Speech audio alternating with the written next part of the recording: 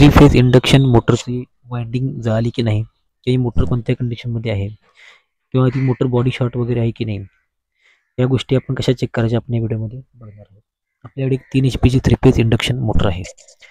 या मोटरचा हा टर्मिनल बॉक्स आहे. या टर्मिनल बॉक्सला मोटरच्या वाइंडिंगमधून आलेल्या ज्या 3 वायर आहेत, RYB या कनेक्ट केलेल्या आहेत. या वाइंडिंग असलेल्या आतमध्ये इंटरकनेक्टेड असतात, स्टार किंवा डेल्टा कनेक्शनमध्ये इंटरकनेक्टेड असतात. यातून 3 वायर आलेल्या आपल्या टर्मिनल बॉक्समध्ये कनेक्टेड असतात.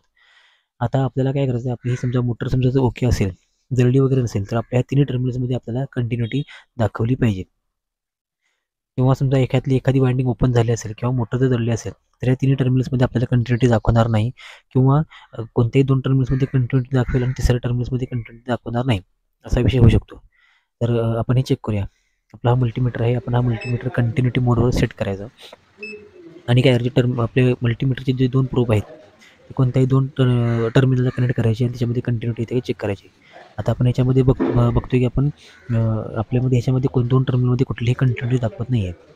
आपला जो मल्टीमीटर त्याच्यावर जी OL ही OL असं दाखवतं, तिथं आपल्याला एक व्हॅल्यू दाखवतं, रेझिस्टन्सची व्हॅल्यू दाखवतं. आणि त्याचप्रमाणे आपला जो मल्टीमीटर आहे तो बीप असा साऊंड करतो. तर ह्याच्यामध्ये तसं काही दाखवत नाही आहे. तसंच बाकी 2 टर्मिनलमध्ये आपण कनेक्ट केलं, तिथंही सेम इश्यू आहे. आपल्याला कोणतीही कंटिन्युटी मिळत नाही आहे. म्हणजे ही मोटर आहे आपली पूर्णपणे जळालेली आहे. दुसरी गोष्ट आपल्याला चेक करायची आहे, की आपली जी मोटर आहे, मोटरची वाइंडिंग आहे, ती मोटरच्या बॉडीशी वगैरे टच होते का?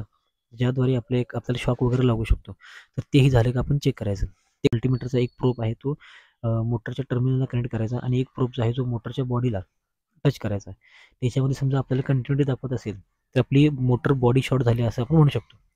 असंच मोटरच्या तिन्ही टर्मिनल्सला आपण प्रोब लावून, आणि दुसरा प्रोब जो आहे तो मोटरच्या बॉडीला लावून ते तिन्ही टर्मिनल्स आणि ह्याच्यामध्ये आपल्या बॉडीमध्ये कंटिन्युटी चेक करायची.